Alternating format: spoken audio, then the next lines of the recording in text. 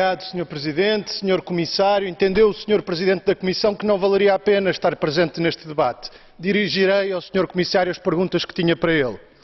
Se outras razões não houvessem para criticar o que nos vieram aqui apresentar, e elas são tantas que não cabiam no minuto desta intervenção, bastar-me-ia dizer-lhe: olhe à sua volta. Olhe para o desastre económico e social, olhe para os resultados das políticas que nos vieram aqui dizer hoje que são para continuar. As perguntas impõem-se. Como justificam a insistência na rigidez de um pacto de estabilidade que foi já chamado de estúpido pelo anterior Presidente da Comissão e que, em nome da convergência nominal, impede a convergência real? Como justificam que os instrumentos que permitem a especulação sobre as dívidas soberanas permaneçam na sua essência intocados?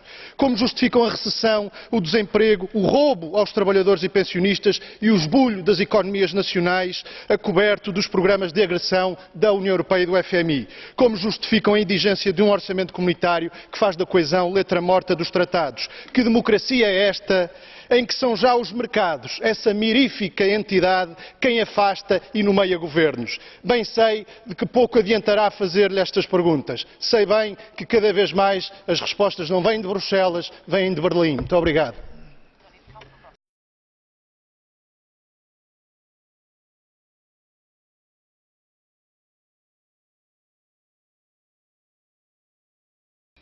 Obrigado, Sra. Presidente, Sra. Comissária. Um ano decorrido sobre a Conferência de Cancún, 2 anos sobre Copenhaga, são diversas as questões que se mantêm sem resposta, os impasses, os bloqueios. Pela nossa parte, continuamos convictos de que as dificuldades e as contradições que marcam estas conferências decorrem, em grande parte, da incompreensão por parte das principais potências industriais, incluindo naturalmente também as europeias, do verdadeiro e profundo significado do princípio da responsabilidade comum, mas diferenciada. Além disso, estas potências parecem quase sempre mais interessadas em aproveitar o clima como uma oportunidade lucrativa de negócio do que, ou ainda, em conter potenciais ou reais competidores, do que propriamente em alcançar reais níveis de redução de emissões, o que implicaria necessariamente pôr em causa o atual modelo de organização económica e social dominante à escala mundial. Insistimos, por isso, na necessidade de uma discussão séria sobre a perversidade dos instrumentos de mercado, sobre o mercado do carbono, bem como sobre os instrumentos de flexibilidade como um mecanismo de desenvolvimento limpo. São necessárias alternativas a esta abordagem de mercado. Muito obrigado. Merci, Monsieur Ferreira.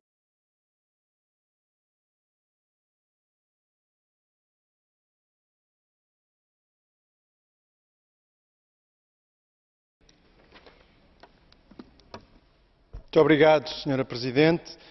Gostaríamos de trazer a este debate uma questão que muito nos preocupa e que a Assembleia Parlamentar, a ACP-UE, terá forçosamente que aprofundar ainda. É a questão do assambarcamento de terras nos países ACP, o chamado land grabbing. Vários relatórios referem a enorme área envolvida neste processo de assambarcamento de terra para a produção de agrocombustíveis e para alimentar a especulação sobre o preço das terras e dos alimentos. A expressão assambarcamento não é desajustada, é disto que se trata. A designação eufemística aquisição de terras, por vezes utilizada, esconde os efeitos e as consequências do processo, que envolve a expulsão dos agricultores e das comunidades locais das suas terras. A União Europeia tem responsabilidades nesta situação, seja porque são europeias muitas das empresas protagonistas deste processo, seja também porque a legislação relativa aos combustíveis de origem dita renovável fomenta a corrida às terras aráveis nos países ACP. Uma corrida que ameaça a biodiversidade, degrada os solos e demais recursos naturais e tende a acentuar perigosamente o déficit alimentar de muitos destes países, a fome e a miséria. Outro tema que nos preocupa é a conclusão dos chamados acordos de parceria económica e a insistência por parte da Comissão Europeia no livre comércio. Diz o relator, e bem, que é necessário prestar mais atenção aos trabalhos da Assembleia Parlamentar. Ora, se prestaram esta atenção ao longo deste último ano, não podem ter deixado de constatar as repetidas resistências justas, legítimas e inteiramente compreensíveis que os países ACP têm demonstrado relativamente aos APE. Tal como estão concebidos, eles podem ser muito lucrativos para algumas multinacionais europeias, mas serão desastrosos para estes países. Para concluir, gostaríamos de aqui trazer uma questão tão velha quanto atual, a da dívida e do serviço da dívida. A crise económica e financeira e os seus efeitos sobre os países ACP exigem a anulação deste enorme fardo, que é uma dívida que já foi várias vezes paga e, não obstante, é sempre crescente, para acabar de vez com uma inaceitável expoliação de riqueza e para ajudar estes países, de forma efetiva, a encontrarem um caminho soberano e independente de desenvolvimento e progresso social. Muito obrigado.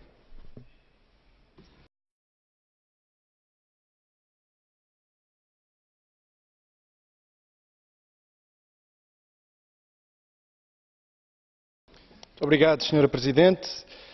No debate deste relatório, em primeira leitura, chamamos a atenção para uma concepção de cultura eminentemente instrumental vigente na União Europeia.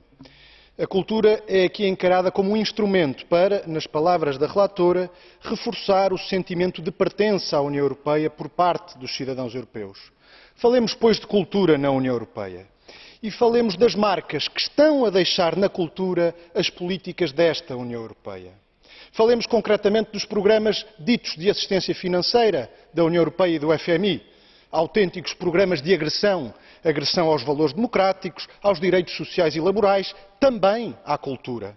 É o património que é deixado ao abandono, são os orçamentos de miséria, são as restrições à livre criação e fruição cultural, é o encerramento de escolas, é o aumento dos preços de museus e de espetáculos culturais. É neste contexto, não posso deixar de o assinalar, em larga medida imposto pela União Europeia, que se discute este relatório. E o que está em causa é, a partir de uma dimensão cultural simbólica, desenvolver esforços para legitimar uma integração cuja orientação é, infelizmente, cada vez mais contrária aos interesses e legítimas aspirações dos cidadãos. Esta iniciativa não é, assim, separável da intensa luta ideológica naturalmente associada à vivíssima luta social que percorre toda a União Europeia. Deixem-me que vos diga, neste contexto que aqui descrevi, de pouco valerá esta tentativa. Queremos ainda assinalar uma outra preocupação. O património é um domínio sensível, porque indissociável da história. Esperemos bem que não seja esta mais uma porta aberta para os inquietantes e aviltantes processos de reescrita da história a que temos assistido em diversos países nos últimos anos. Muito obrigado.